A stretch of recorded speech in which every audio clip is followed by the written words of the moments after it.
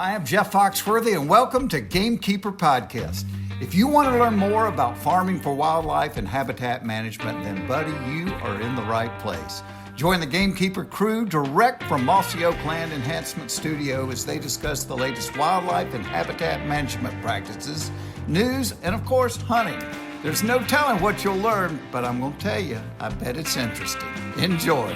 We're live in 3, 2, 1. All right, everybody. Well, this one's taking a while to get going. We've got some new microphones, and they seem to have caused us a little bit of trouble. But welcome to West Point, Mississippi, everybody, home of Mossy Oak. Looking at Toxie, he looks like he's got a lot going on. We're lucky to have you for a few minutes here. You think so? Yeah, well, I can only imagine. We got Cuss sitting in Lanny's chair. Thank you, Cuss, for being here. Hey, I'm a great substitute. Absolutely. We may just keep you on. Lanny's at the nursery doing a lot of deconstruction and reconstruction. Yep, expansion is exciting. So, yeah, Dudley, you look good. You look like you had a good weekend. Yeah. Did some squirrel hunting after our squirrel hunting podcast. Had a good time. That was a lot of fun. It really was. So today, look, without any further ado, we've got Mark Drury. Now, everybody knows how much we love Mark Drury. And I'm going to go ahead and say it. I don't know anybody that's a better deer hunter than he is. He's just wait a minute. He's now. just Come the on. best. Well, it may hurt your feelings, Doxy. But Oh no, I wasn't talking about me. He is. I don't even come. Well, I don't want to hurt your feelings. Hey, over there. no, I'm not in that world. I had the pleasure of introducing Mark and Terry when they were inducted into the Legends of the Outdoors Hall of Fame. And my first statement was, these two have clearly not raised the bar, but set the bar when it comes to whitetail. I mean, I fell on my sword, and I stand by that. I mean, who else? Absolutely agree. But Absolutely. For sure. When I look and see Mark there, I think about picking on him more than I do bragging on him, because we go back so far. Well, I don't want to get into a picking match with him because he's world class at that as well. No. Mark, is there anything you can't do really well? Most things. Well, you're a world champion turkey caller. You kill more big deer than anybody I know. If you set your sights on killing elk, you'd be the best at that, I would imagine. Elk were fun when I was in my 20s, Yeah, that's different now. It's different now. I don't like where they live. I love looking at where they live. I don't like hiking through it. I've got a son-in-law that about killed me. He's been trying to get me to go elk hunting with him, and I know it'd kill me if I went. But I've actually been out there with him, and unbelievable. I've never seen anybody in that kind of shape. Yeah, unbelievable. He's like an athlete. A mountain goat. Yeah, that's the truth too. Yes, crazy. The rut's about over where you guys are. May in fact be over, but in the deep south, it's just kind of getting started. We just wanted to kind of pick your brain about your attitude going into the rut. And then I think along these lines, I'd like you to talk a little bit about how I think now that your attitude has changed about how you look at properties. You're kind of looking at smaller properties now, and it may be that you look at a place and say, okay, this is going to be a good rut property, or this is going to be a good late season property. I'd like to know how you analyze that, and if there's any effort in setting up a property to hunt it just for the rut. Certainly. So I'll address your first question first. The rut is kind of winding down here, but you do see little blips, I think a few does come back in here in early December through mid-December. So you see some deer back on feed, especially those that kind of might have sustained an injury or a little run down. You start to see them coming back to feed. We don't have snow cover right now, so green's really hot. Soybeans are also really hot as well.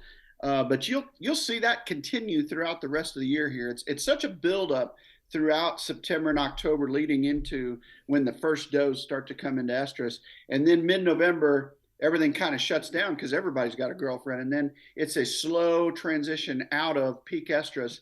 And you just see blips after that of great activity. And you kind of need to get into that magic circle where there's only a doe in heat, yet there's 3 or 4 bucks standing around her. So this time of the year can be challenging.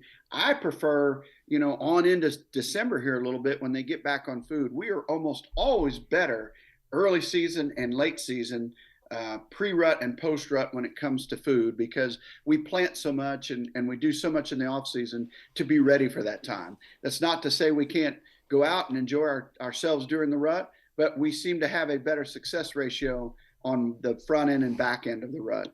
As far as the farms are concerned, I think you have to analyze every property, not only what's on it, but what's around it whenever you're looking at it. And I really look for properties that have food, water, and cover and are also surrounded in a good neighborhood, not necessarily the neighbors themselves, but just what that neighborhood looks like. You know, is there a bunch of big cover around, or is it a bunch of big ag that's around?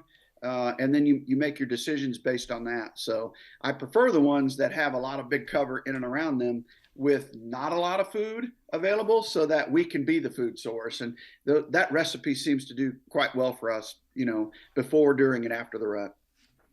So have you, correct me if I'm wrong, but now I'm hearing you talk about managing smaller properties than you have historically in the past. Is there a strategy to that?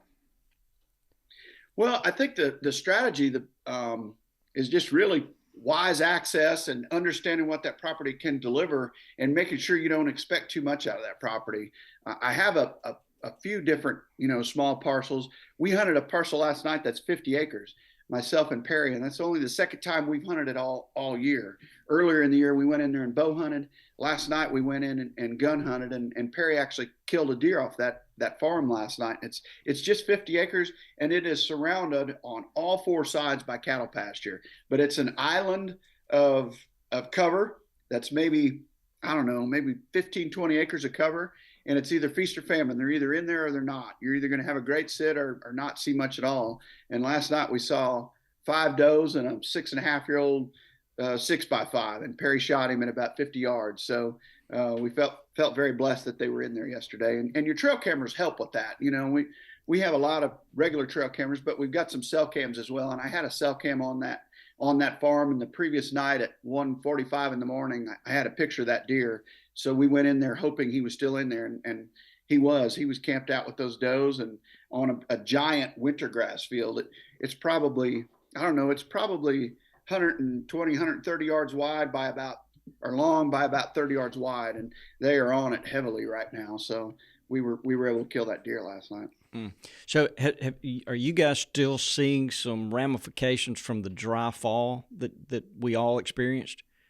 Oh, absolutely. I mean, we don't have a bulb anywhere, you know. I mean, that's why we went back. Most of our stuff, what is green, was from our third planting. Wow. We planted the first time in early to mid-August, then we planted again in early September. Both of these based on forecasted rain that didn't occur or didn't develop into much. And then that third round, we finally got an 1.5-inch rain event, and that was late September, early October. And the green that we had this fall was by and large winter grass. Wow. Doxy, you kind of experienced some of the same thing, didn't you? Yeah, we held off on a lot of it. I will say it's hard, and it'd be harder in his areas. It's harder when that soil temperature gets so cool to get that, you know, rapid growth that can sustain a lot of grazing and whatever. But this kind of Indian summer we're in right now, this wet is going to help a lot. And he'll end up, you know, you're probably at this point a lot more worried about what kind of shape my deer get through the winter in than you are whatever else you kill this year. And it's tough.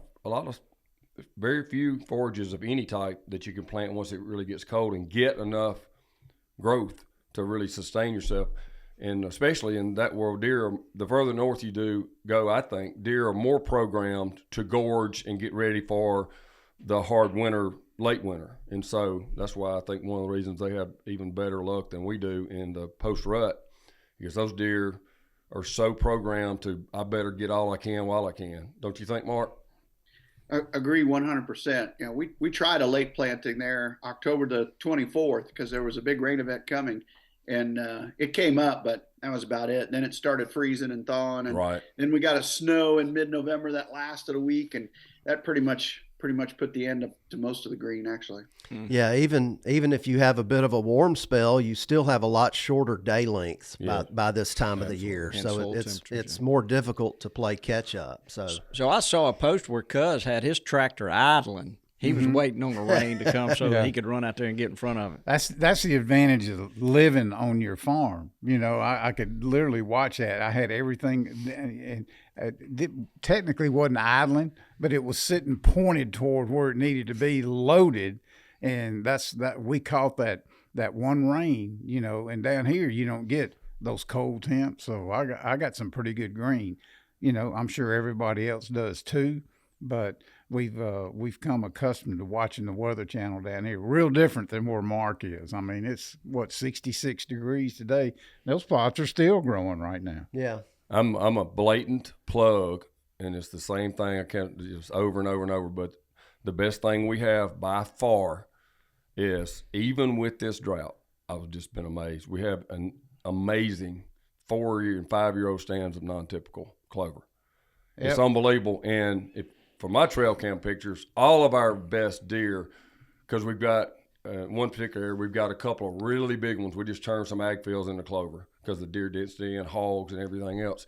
And it's the one thing that just keeps on. So now for 48 months, we've had lush, thick grazing, and it weathered that. It really took a beating, and they were killing it, in August and then September, that really bad drought. But it made it, and it's so lush right now, and that's where all the deer are centered around on our place, where we have all that clover, and it made it. I'm just shocked that, I guess, and Mark can speak to it better than me because he's so good at growing, but once you've established something like that a full year, it has so much more root system than the very first year.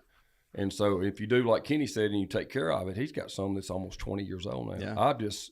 Amazing. Yeah, and our world is so much harder. We don't have direct access to ag and summer stuff. We plant a lot for them, but with the influx of hogs, they actually graze just like the deer and put so much pressure on it. The clover is by far the best thing for us, and that's what saved us. It could have been disastrous, the drought on our deer, and that clover helped save us right there. Mark, you've planted a lot of our non-typical. I think I have like 43 or 44 fields of clover, non-typical clover, and I always consider that my insurance policy in case the green plots don't make. But this year we were so dry for so long, those few rains that we did get just weren't enough to get the clover back to what I'm used to. They sprouted and they came up, but the deer pressure kept them down. And it wasn't the insurance policy that it has been for me in the past, because we were so dry for so long. And then the rains we got were just late in the cycle. I mean, we didn't get a really measurable rain until late September. And, we were frosting 2 weeks later, and it just was not enough to get the clover back up and going. So I'm kind of interested to see what clover I have next spring. I'm a little worried about it.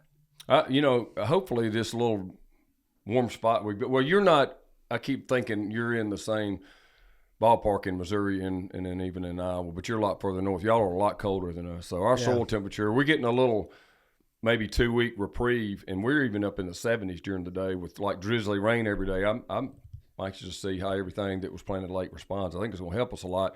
The hunting stinks right now, but it's going to help our food plots a ton that we're late. We're freezing nightly now. We're highs in the 30s, lows in the teens to 20s every day. I'll be anxious to get a report from you how it survives. I've learned if it's just barely hanging on in that late summer, early fall period, to leave it alone, and it'll come bursting back when it finally gets the right conditions. But we'll see. I'd like to know. Yeah, another point to make is this year is actually a really good testament to what we're doing outside of our food plots. So even if you have a complete failure thanks to drought or bad timing of planting, if you're doing some TSI in the woods and getting some thickets and some natural food, then that definitely serves as a good backup. No question.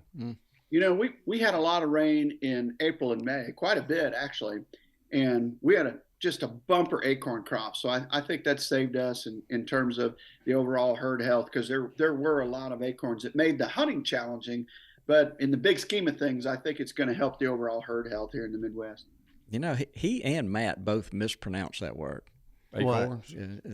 It's acorns. That's called local vernacular. Yeah, and you will be called out if you say that incorrectly down here. So, Mark, let me ask you this. So when you think about you really understand deer vocalizations a lot. Would you kind of carry us through what's going on when a buck is grunting? And then can you talk about, Mac went on a hunt recently and he was anxious to take some rattling horns. Can you explain what part of the rut that you have the most success rattling? Bobby, in terms of vocalizations, does will grunt, bucks will grunt, and that seems to increase in how much they vocalize as you get into the estrus cycle. So if I hear a buck walking along and grunting, I'm oftentimes going to grunt back at him, especially if he's in an upwind position. That's one thing I'm very careful about. I don't call a lot to deer that I don't feel like have a good approach to my stand, because by their nature, they're going to circle downwind, and then they're going to catch you, and you could burn a chip on a non-target deer that hurts you in the future 2 or 3 years from now. Say you hear a buck grunting and you call to him and he gets your wind. Well, if he's a 3-year-old that you're going to target in 2 years, he's not going to forget that. So I have a tendency to make sure that I can see the deer or feel like I've got a very good approach for that deer to get to me without winding me. That increases as you get into peak estrus, and then all of a sudden it can die down a lot, because here in the Midwest, at least, if you take November the 13th through about the 15th or 16th, there's so many does in estrus, and there's so many bucks that are tending does. We call it lockdown, to where there's just not much moving. There's not a lot of grunting going on, and it's hard to find a deer moving past you. In terms of your question about rattling, I rattle more in late October and early November, and then again late November and early December. So at the two ends of estrus, I have a lot of luck in late October when those bucks are looking for that first doe. We have a phase in 13 called pre-lock, and they're very, very susceptible to rattling right then. And then again in late November, and really for us right now in early December, because they've had does, they're looking for the next available doe, and if they hear a fight, they're going to come. And along with that, if you're in visual country, buck decoys do extremely well late November and early December. We just killed one over a buck decoy about, 5 or 6 days ago in late November, and I mean we've had a pile coming to them here the last 10 days. Cuz, you ever used a deer decoy? I have never used a deer decoy down here. These deer are so evil down here. I'm scared to do anything. While we're making blatant plugs, one of the things that's helped me a lot is because these deer are different. I don't care where you go. They're just different. To answer your question, no, I hadn't used a deer decoy, and I don't know. I've never even rattled out there. So different things down here than what Mark deals with, in my opinion. Yeah. Well, Mark is, I think you're kind of known for being an aggressive hunter, whether it's deer or turkey. I'm gonna back you up on that. Oh, is that right? He is meticulous more than anybody I've known, and I mean many hundreds in details. So yeah, he may be aggressive, but he does not barge in at the wrong time. He got a great spot. He's hunted it twice this year. I can remember a huge deer he killed years ago, and it was like the first time he'd hunted it was like about now, or like late November, because he'd never got the right conditions. That stand had been hung back in, middle summer. So yeah, but he is meticulous about details, and every look, that's the biggest thing to me. There's always, and when he comes across something that's in the memory bank and he learns it. Yeah. So people ask me sometimes, and it may be not about hunting, but how'd you learn that? I said, well, if you stick your hand on a red hot stove enough times in a row, you'll finally stop, And so, when you said that, I just know so many people that are so exuberant and love it so much, and they just barge right in and hunt, and they're not being careful about how much noise they make or which way the wind's blowing that particular day and stuff.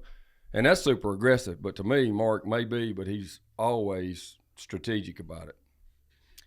Little things kill big deer. Yes. Little great things kill great big deer. saying right there. Yeah.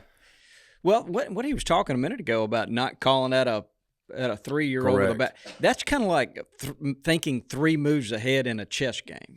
Right. And speaking of what you said, I thought about when you're talking about what other thing is like when you said super aggressive. No, he's in everything in life. And this is a blatant plug for Mark, and we've been close for a long time, and you just watch people you're so proud of, but he's super enthusiastic about everything.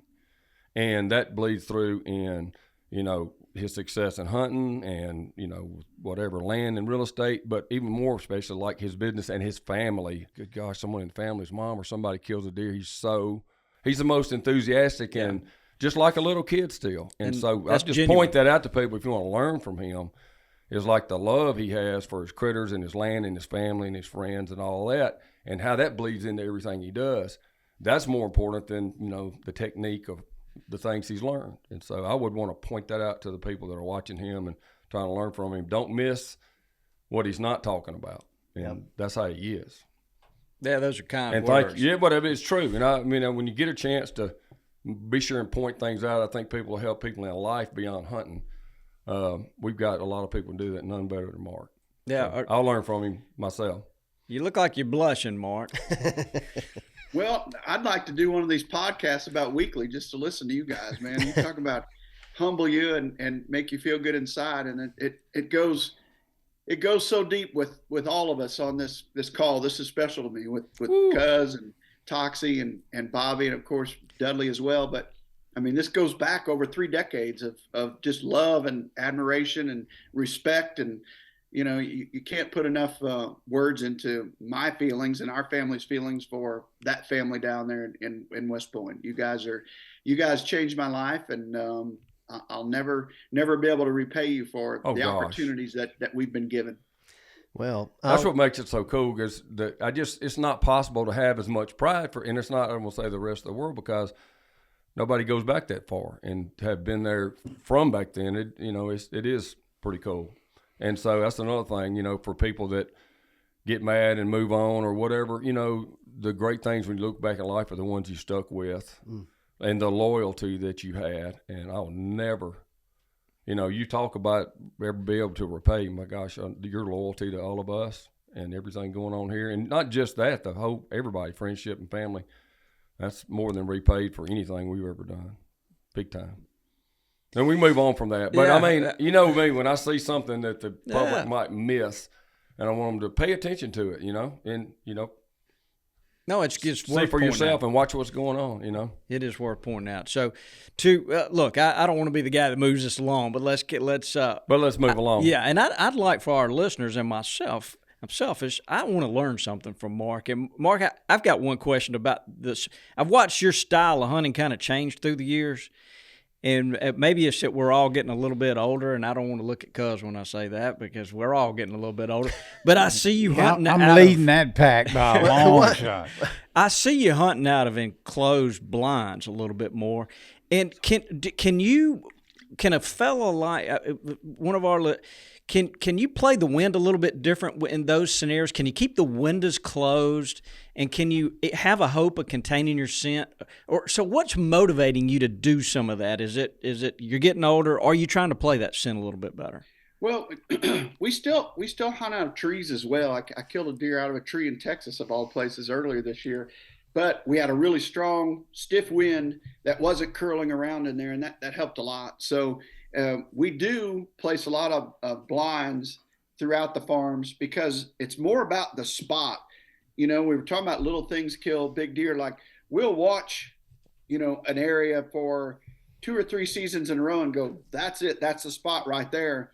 And then I used to say you always pick the tree and then plant to the tree. Anymore, like I pick the spot exactly where I want it, and I erect a blind and then do everything in and around that position in terms of access, planting, and not only ingress but also egress, getting out of it. So oftentimes when you see us in a blind, there's a whole lot more to it than just, they put a blind up and killed a deer. It has to do with where I think the deer are coming from, how we can get in, how we can get out, and shooting lanes and what wind speeds we're going to be in there on and everything else. But it definitely helps reduce your scent profile. I do believe wholeheartedly it does that. We're big on ozone, not only in the field but also out of the field. We're big on scent-free showers and what we put on our bodies, what we are in our trucks, and then we definitely keep those windows closed, especially on a calm night when that wind's going every different direction. We want to try and trap as much in that blind as we possibly can. So there's a lot of reasons why we hunt out of them, but they'll also mess you up quite often because you don't have that free range of motions you have out of a tree. You've got little windows you can shoot out of, and we've had a bunch of deer slip by us that didn't get killed because we were in a blind. Yeah.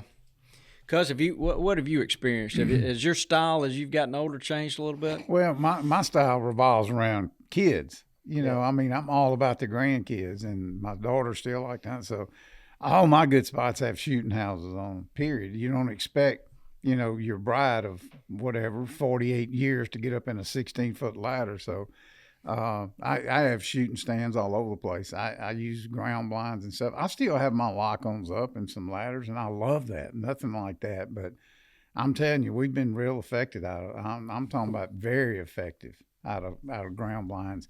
And you can talk about it all you want. You can get into the crossbow versus compound bow, and I'll post a picture and somebody, oh, you're old, you're hunting in a ground blind.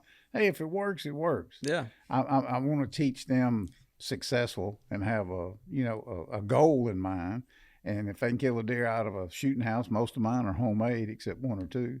That gives them character in my book. But yeah, I think they're deadly. So, hey, Mark has got to go in just a few minutes. Mark, we had some of our listeners email in some questions. And Dudley, why don't you fire some, Mark, just give some real quick answers to some of these. Dudley, what you got? Yeah, so JCW 23 said, are there any steps and timing to perform a mock scrape, like during pre-rut and rut, etc.? When would you go in there and set up a mock scrape? When's the best time to do that? You know, I would say anytime they're lose their velvet. We start setting some up back in September here in the Midwest. So anytime that they're hard-horned, I don't think it's a bad time I would get it started earlier rather than later, put it that way, so that more deer have a chance to start using it naturally. I can't pronounce it, but Leon Reedham said, and I don't know if you have any properties with power lines or gas lines on them, but is there any particular way you would manage around like a power line right of way or a gas line to increase visuals when you're hunting? You know, I think back to my early years hunting down there with Toxie, and we were hunting on some power lines, if I'm not mistaken. I don't have those up here. I mean, we do, but they're through rough country, and that you wouldn't consider planting them. So I would almost defer to Toxie's response on that one, because I do not have a lot of experience with that question. A good answer. It's all about who you know, too. Well, one of the things, I guess, it gives you availability of soil and sunlight that you might not have. That's the biggest thing. I would just say, if you're asking for a tip about it, there's two ways to go. One, if you've got a place where that's the only place to plant, then I would just maximize however much you can grow there. But if you do have other stuff and you're not dependent on it, I would diversify. I wouldn't plant, a half a mile straight of just biologic. I would diversify, let some grow up. You'll notice if you just let it grow up like a year and they hadn't mowed it, or even if it's just, 3-4 foot tall grasses, that's where they're going to be crossing and using. So I would say diversify if you can along those lines and not plant it all. Now, in a lot of cases with the high deer density, and of course I keep talking about the hogs we have and all, you might be best to just plant all of it, and it gives you that. But I'm not sure, other than, a good wide super power line, I guess, whatever they call those, high transmission lines, whatever, give you enough room, because the roots from a tree and the shade created is going to not grow a lot in that first little bit. And so a small power line is more of almost like a visual crossing spot. It's great for hunting. But, if you've got a big transmission line coming through there, use it just like you have a big field, Yeah, that's right. Hey, Mark, this might be a personal question, but I want to ask this. So with these blinds that you have, do you lock them? So when you're going to go to this 50 acres you've got somewhere and you've got a field and you've got a blind, is that blind locked? I do not lock them, no. I've heard other people that talk about locking them, and some of the. To me, the advent of cell cams prevented a lot of on-foot trespassing in the Midwest, from what I could tell. Like, there's cell cams everywhere, and we just don't see a lot of people on foot. Our issue is from the roads, open areas next to the roads, people popping them from a county road. Absolutely. It's a different ball game with deer. You think about someone having to get on foot and hike into a place. I mean, and sure, they may, poach a big deer, just kind of cut the head off and run or whatever, but they got to leave a lot of evidence and you'd find something. I mean, it's not the same as like people that would do stuff turkey hunting where they can grab it and run, So it's more difficult for them. And I think even around here, the game wards will tell you the road hunting is the worst, more so than just the like encroachment poaching stuff. Hey, I got a question for Mark, and this is complicated, but I've been on my farm for almost 20 years now, and I can't tell you how many pictures I follow bucks when they get about 3 years old. They just disappear. Yeah, they should change the scientific name when they turn 4 years old, in my opinion. And it's not from pressure on my place. I got plenty of food. I got everything they need out there, and they literally disappear. And I've had that happen 10 or 15 times. Do you think bigger bucks run them off? How much territory do they need? Is that a common occurrence?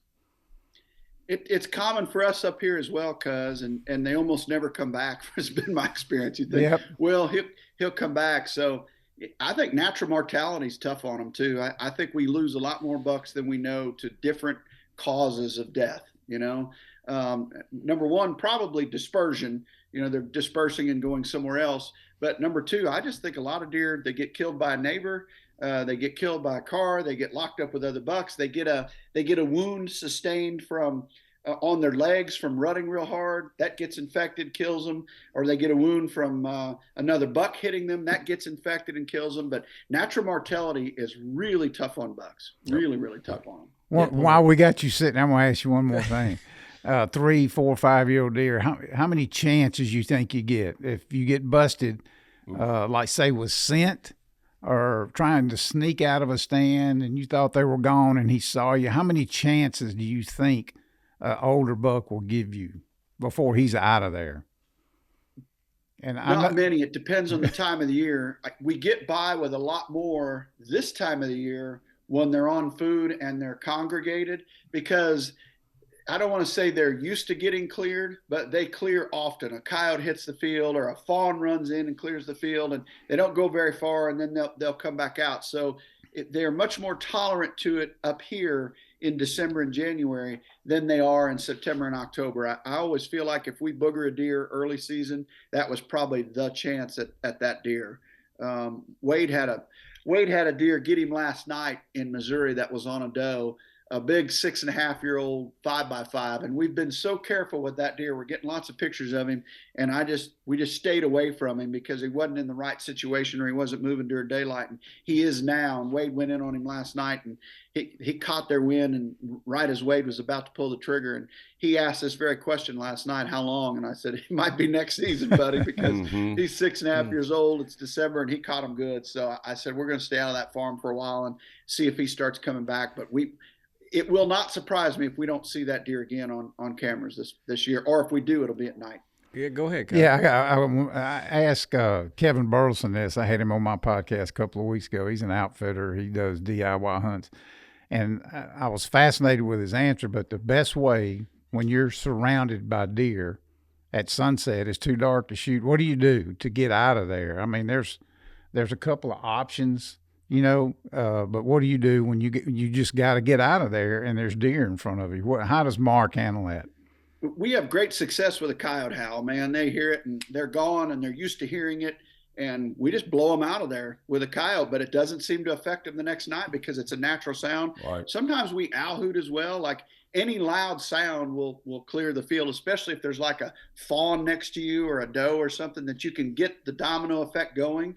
And they'll come right back out the next night up here anyway. So we usually use a natural sound and get them going that way. But just as long as it's not human scent, that's human the worst. sight or human scent, Yep. we avoid that at all costs. So one little trick we've had sometimes, with phones, just like someone else is hunting, just ride through, any kind of road.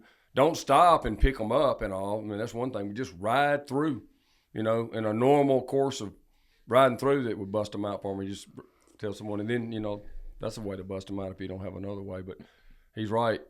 I think busting them right at dark over the food source, especially a food plot, is the worst thing you can do. Yeah.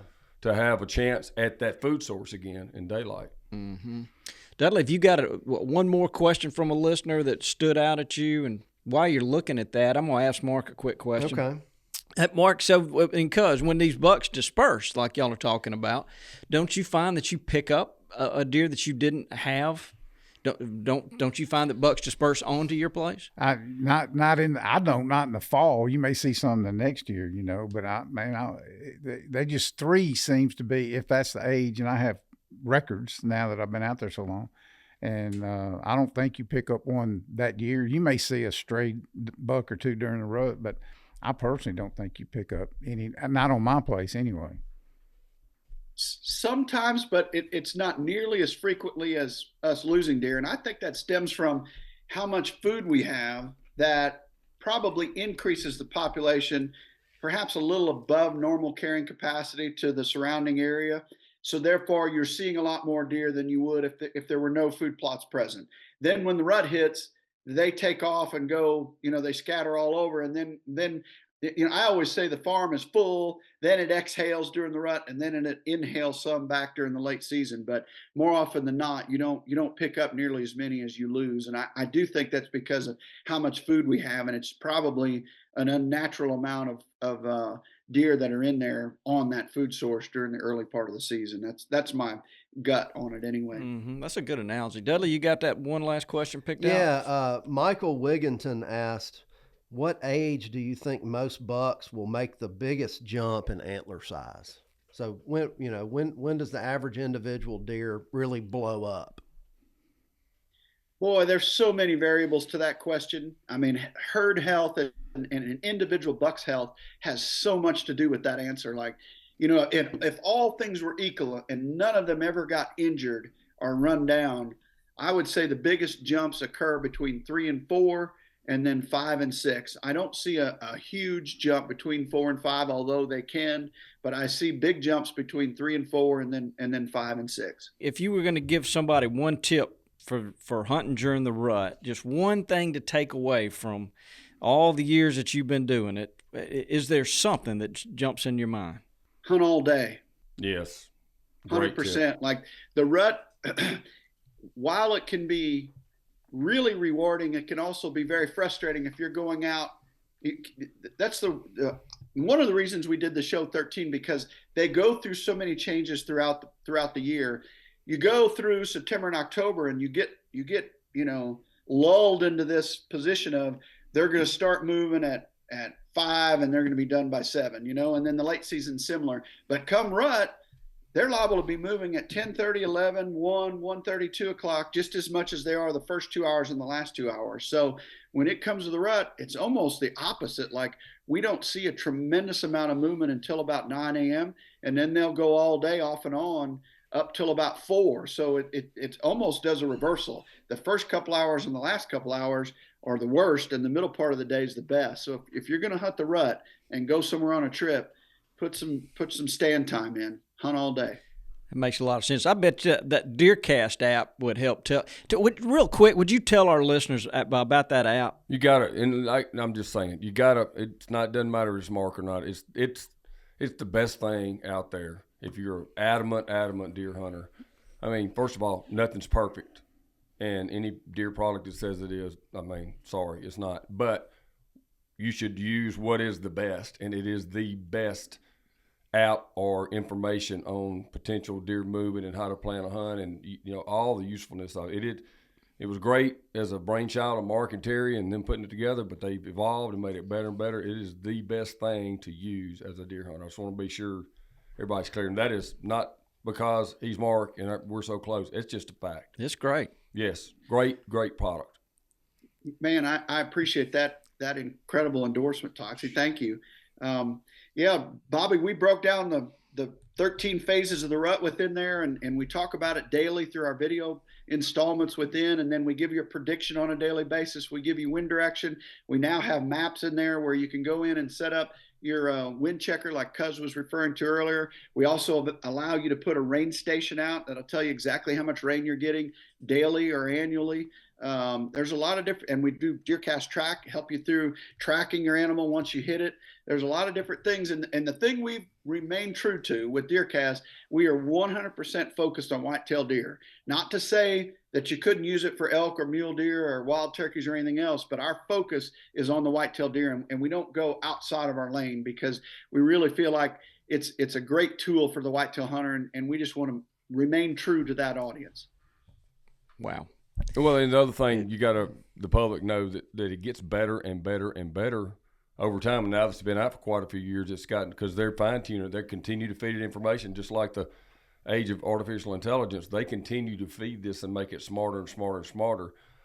So, it is quite a great tool, and especially planning ahead of time. I remember some of the best deer biologists ever, and then people would tell us, hey, there's the lunar tables and all the daylight activity index things, and they would all say, but the one thing nobody can get their arms around and include it is the weather. Weather trumps everything. But then there's a combination of those. So my point in saying this, they were able to bring to bear enormous, weather and meteorological data set to this that keeps getting smarter and smarter.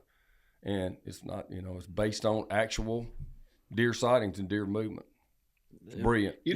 We've never shared that algorithm with anybody, but Toxie, I would love for you to sit down with Terry and I one day and get on the computer where the algorithm exists, right, and show you on a day in and day out basis what it's doing and how it's predicting stuff. Mm-hmm. I think your mind you would love it, man. I'd love for you to be able to do that with me someday. I think you'd enjoy that. Probably would blow my mind. Oh, man. Bobby's just laughing, envisioning me sit still for anything for 30 minutes. Yes, as much time. Yeah, but this is so. This is like, there's so many different levers and so many different things going on. I think your mind would go, oh my goodness, you'd get into it, man. Well, it's pretty cool. Like, we didn't miss one little variable either. Everything is tweaked with a fine tooth comb with every single variable that's within. And you mentioned the moon. The moon is just one of the 13 different variables within the algorithm. Wow. I mean, so if you don't have it, they can go to where do they go to get this thing, Mark? DeerCast.com, easiest place, or either app store, Google or Apple. Oh, that sounds awesome. So, easy enough. It'll keep you from making mistakes. That's what it's there for. Real quick, this is rapid fire, and I know you're having trouble hearing, so here we go. Oatmeal or grits? Grits. Sausage, patty or link? Patty. Sweet or unsweet? Sweet. Vince Coleman, Willie McGee, or Lou Brock? Lou Brock. Ginger or Mary Ann? Mary Ann, brunette. Trick question, Ford or Chevy? Ram. Go to the beach or go to the lake? Oh my goodness, lake. Deer, morning or afternoon? Afternoons. Temperature or pressure? What's more important? Both. Archery or firearm? Both. Food versus cover? Food. Cuz or Toxie? Both. Love them. God bless you, Mark. Golly, what a big time. Yeah. Great job, Dudley. Again, he does a great job with those questions. Yeah, he does. Well, he does. We'll let you run. I know somebody else is trying to get at you now, so we really appreciate you coming on board today. Big time. I appreciate you having me, and I appreciate all the kind words. I love you all like family. Big time, because we are. And Merry Christmas to all of your clan up there. Ditto, brother. Yeah, thank you. And congrats on being a grandfather. Thank you. We're excited about that chapter. Oh, wow. Yeah. Toxie, were you Ginger or Mary Ann? You brunette guy like me? He was Mrs. I've been Howell. like what you said, both. Or neither, I guess. Right. That's probably the best answer. All right, Mark. Appreciate you guys. Thank you so much. Thank you. Yeah, Dudley, that's a good job. So the Rapid Fire is brought to you by Springfield Armory. They got some great pistols. I think, Dudley, I think you've been playing with one. Yeah, I'm playing with one of their 1911-esque pistols. It's awesome. Yeah. I love that cocked and locked, the old school 1911s. Feels good, too. Good trigger. So we all know you love to bow hunt. That'd be your choice. Yes, but do you have growing up through all these years you've been deer hunting, do you have a favorite caliber?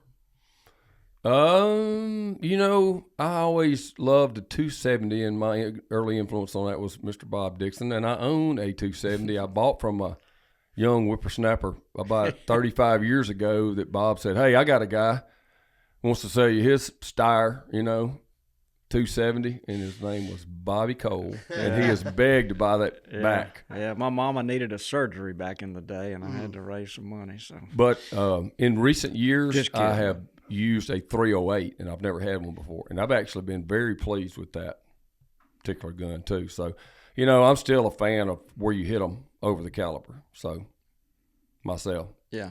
That 270 is a fantastic caliber, though. What, Dudley? You look like you got something. I was going to ask Cuz what he thinks the best youth hunting platform is, like gun wise. What are you using with the boys? Yeah, I mean, And the girls. well, it depends on age. Cranky's he's just 9, and he has a 223 Steyr, and it's a bolt action, and I'm more scared early on of the recoil, because if you spook them early on with that flinch, they're done for a long time. After that, I love the 25-06. That's what all the girls have. That's what that to me. And I learned that from Doc over at Bent Creek. He just said get them a 25-06, and they love them.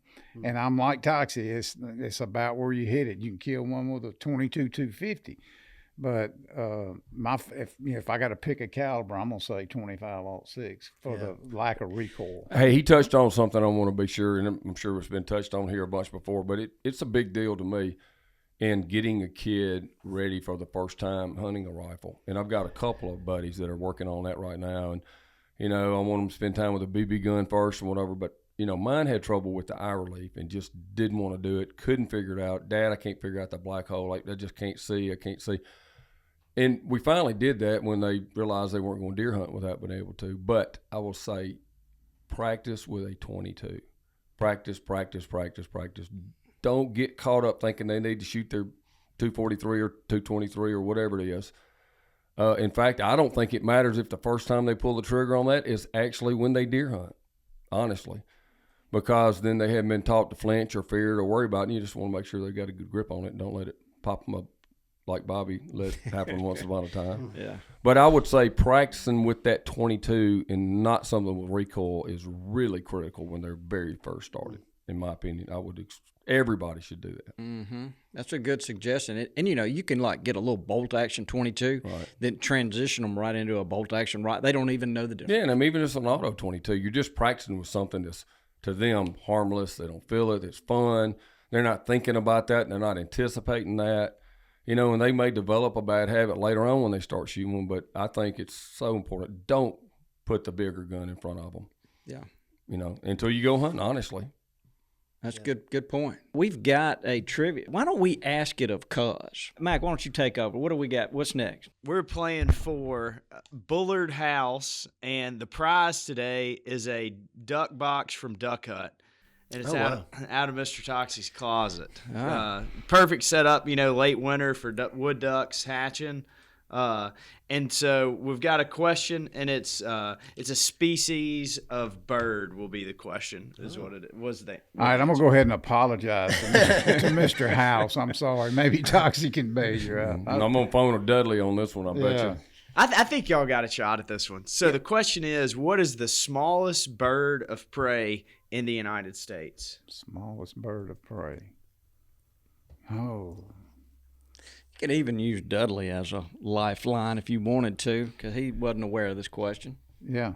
I think I know what the fastest one is, but I'm not sure I know what the smallest one would be. The fastest one would be that peregrine falcon. Yeah. You hear this one sometimes in the spring. Mm-hmm. He's got a real unique sound. Well, how did you know this? Because you looked it up? Well, Hey, if you write the question, you know the answer. That's right. It depends on what you're preying on. To me, the smallest would be a bat, but I'm guessing it's going to be some kind of hawk, and I don't know all the names of the hawks. I think I have. I'm going to phone Dudley. Yeah, I'm phoning Dudley too. So is it a screech owl or is it American kestrel? It's a screech owl? Yeah. Okay. The little red owls. Yep. That's it. So the weight of a sparrow hawk is more than a screech owl.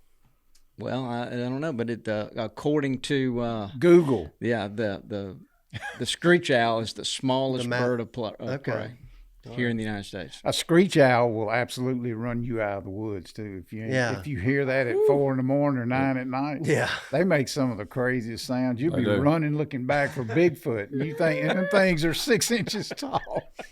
And not even that. Yeah, They are small. All right. Well, so we're kind of wrapping up here. Have you got an Ask Dudley question? I do.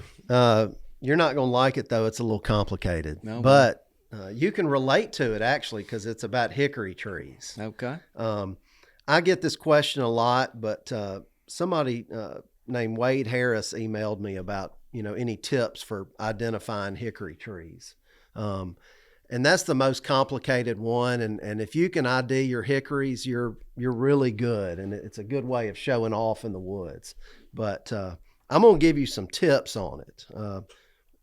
In like dendrology terms, we look at different, instead of just walking up to a tree and looking at it from a distance, you need to know all the different factors to be able to narrow something down. So there's all kinds of hickories, mocker nut, sand hickory, pig nut, shell bark, shag bark. There's actually 2 shag barks. But the main thing you do is you look at the leaves. And hickories have what's called a compound leaf. Yep. So instead of having like one simple leaf, a leaf is made up of several leaflets. They're all little leaves. Right. It'd be like a long stem, and then might have several leaves on it. Usually an odd number, an even number on each side, and one sticking out on the end. So correct. So, 9, maybe. A lot of them are like 5 to 7 leaflets, or something like a regular pecan or a bitternut hickory have a lot more leaflets. So that's one thing you go by. Does it have 5 to 7? Mostly 5. Does it have 5 to 7? Mostly 7. 7 to 9. That kind of thing. And Bobby's probably going to laugh a little bit, but there's a part of this called the rachis, and you need to, is it a hairy rachis or a smooth rachis or a scaly rachis? And that's actually like the stem of the leaflet. Right. So that's another way to narrow it down. Of course, you look at the bark. Is it platy? Is it diamond shaped? Is it scaly? Is it smooth? It's typically a very hard bark too. Even the scaly bark hickory. On all of them. Yeah. All of it. Very, very hard. There's no soft. Yeah. Anything soft about the bark on it. You hit one with a hammer, it'll bounce back at you. Yes. That's the, and I don't like. If you're working on a dozer, you can move. It's the hardest tree to move. Yeah. And dig up or doing. It has the dangest root system and, whatever density of the wood of anything out there. It's hard. It's easier to get rid of a bodock tree than a hickory. Yeah, and if you're going to do some hack and squirt on a hickory, you better wear a helmet because the hatchet's going to bounce back at you. Okay, so hey, does anything eat a hickory nut other than a squirrel? I've heard Toxie's got a story about a deer eating a particular tree. You heard the story. Jerry Simmons was the one talking about it, finding deer going, and it was on some public ground he was hunting, and these deer kept going, and he finally, he trailed where they were going to, and then blew a bunch of deer out of there, and it was like 3 different big old mature trees dropping soft shell hickories. He said he swore up and down he'd never seen it before or after, but that the deer were just wearing them out. And he would know. He was a brilliant. I mean, probably as good as ever walked. Yeah, Wouldn't you say, Cuz? Yeah, as good as I've ever met. Yeah. He was unbelievable.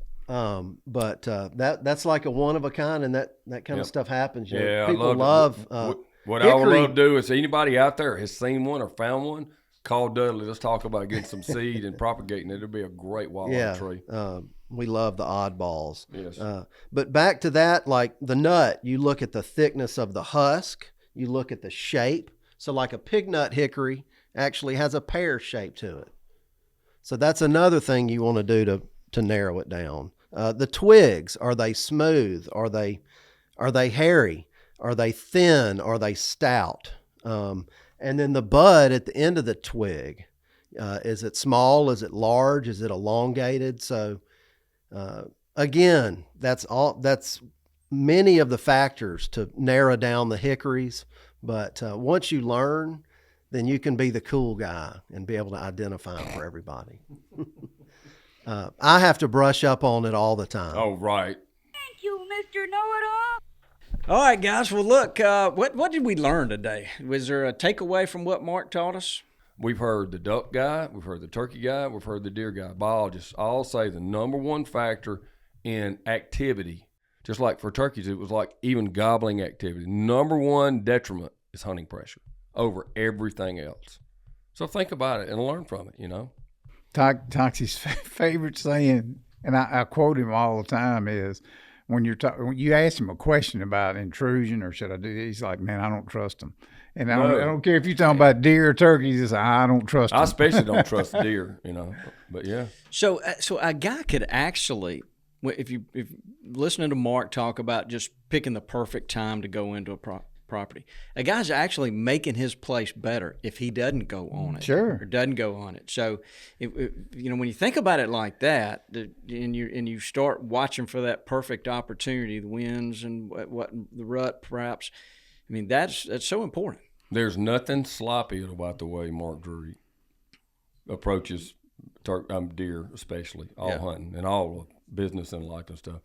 You know, and if he knows, he just doesn't do it. You know, he doesn't violate that. And I realize everybody has a different set to listen to, and I mean, or place to hunt. And so, you know, you got to, your day off, you have to do it and whatever. But just understand their ability to know you're there is way beyond the stuff you see, you know, especially scent wise. And another takeaway a guy can do is you should have, in an ideal scenario, you should have stands that you can hunt on south wind, east wind, west, so that you know, okay, well, here's what I got today, and here's my only choices. I'll give a good thing to take away from today for average guy has to deal with, being in a hunting club or hunting on public land and stuff. And Mark said it, and I think you can relate to it and learn from it, because a lot of people, it's a little bit of a turn. I don't have the kind of properties he does or whatever, but you can still learn from him. But he made a comment. When I was a kid, all the guys I knew that consistently in a hard hunting area would kill really good deer would be the ones that they paid a little attention to the days they picked, but sometimes when you work hard, you can't do that. But they would go and they would stay all day. In other words, if they had a choice to hunt 4 days in a row, like early and late, or just go on a really good day and stay all day long, they would stay all day long. And so I think picking a good spot and then staying all day long, it would probably be maybe one of your top tips to having success in our part of the world or in heavily hunted areas. And one of the reasons why is deer get trained to move middle of the day and all that too. But you've only incurred one intrusion in there, and once you've done that, go ahead and make the most of it that day, is probably another reason why. But I've noticed the longer the season goes on around here, the less, especially right at daylight, the amount of activity right at daylight greatly diminishes, and the amount of activity in the middle of the day greatly increases. So I take that from Mark. If you're out there fixing to hunt the rut in the south and you're really into it, and I would try that. Pack a lunch. Type, Cuz told me take a 2-liter Mountain Dew bottle, if you have something to relieve yourself and whatever, and stay all day. And if you just forget the world, I guess you get on your phone, and phone will save some big deer sometimes. If you're fooling with your phone, it has for me. But just enjoy being there. I mean, you only get so many days in life, and man, spending one out there with all of God's wonders in the day, do it. Be sure you got somewhere you can be comfortable, because you can't stay all day if you're not comfortable. Yeah, that's good advice right there. Mac, you got anything to add to this? No, I mean, I've been taking notes over here, but one thing I did want to add is we'll put in the show notes the DeerCast website, so you can get on that and check it out for sure. But that's pretty much it for me. That's good. That'll help you pick the day. Yep. And so our trivia winner, if he'll contact us at gamekeepers@mossyoak.com, we'll get that duck hut sent to him. So, and guys, if you have any other ideas for podcasts, you can email us at gamekeepers@mossyoak.com as well. And listen to Cuz, Fistful of Dirt. You got a good one this week, I understand. It's all female. Yeah, that's that's me rolling the dice when I get, because women come with drama, and it could be good drama or bad, but I pulled it off second year in a row. But I love listening to their take on what it means. You know, they were all raised around. It's not their main focus like it is, but hearing their opinions, very valuable. And I posted things this morning and said, hey, these ladies shoot straight, no pun intended. But because they've all killed deer and stuff. But listening to them talk about raising those boys and girls outdoors in today's social media world, there's some life lessons in there. I'm very proud of it. That's awesome. Yeah, I can't wait to hear that. I can't wait to hear it either. Absolutely. Yeah. All right, Toxie, you got anything to add before we close this thing down? Man, just remind everybody. So, I know with trials and tribulations, the world's a rough place. There's a lot of bad, hate and evil and all that stuff out there, and we got a divided country and all that stuff. Man, just go cling tight to your family and get outdoors, and remember this unbelievable season with Christmas and the reason for it, and cherish it. I love the fact that we start celebrating the day Thanksgiving's over. I start hanging Christmas decorations. I'm kind of known as a Christmas decorations nut job. You are. Amen. And, I love doing it. True. To the detriment of even going hunting a lot and sometimes, but just you only get so many sunrises, where you're only going to get so many Christmas, so cherish it. And it's a magic time of the year in the South with, the duck hunting and the rut and all the stuff that comes with it, even late season, squirrel hunting and dove hunting and everything else you can do. So just, have a heart of gratitude for the month of December. It's a special time. Yeah, it is. Good words. All right. Well, I'm looking at everybody. I don't think there's anything else. Y'all watch our TV show on Tuesday nights, 8 o'clock Central Time, the Gamekeepers of Mossy Oak. We'd appreciate you watching that and appreciate you listening to this podcast. Well, guys, we enjoy doing this and look forward to doing some more. So why don't you say goodbye, Dudley? Merry Christmas and goodbye, Dudley. Perfect. Thanks for tuning in to this week's episode of the Gamekeeper podcast, and be sure to tune in again. Subscribe to Gamekeeper Farming for Wildlife magazine, and don't miss the Mossy Oak Properties Fistful of Dirt podcast with my good buddy Ronnie Cuz Strickland.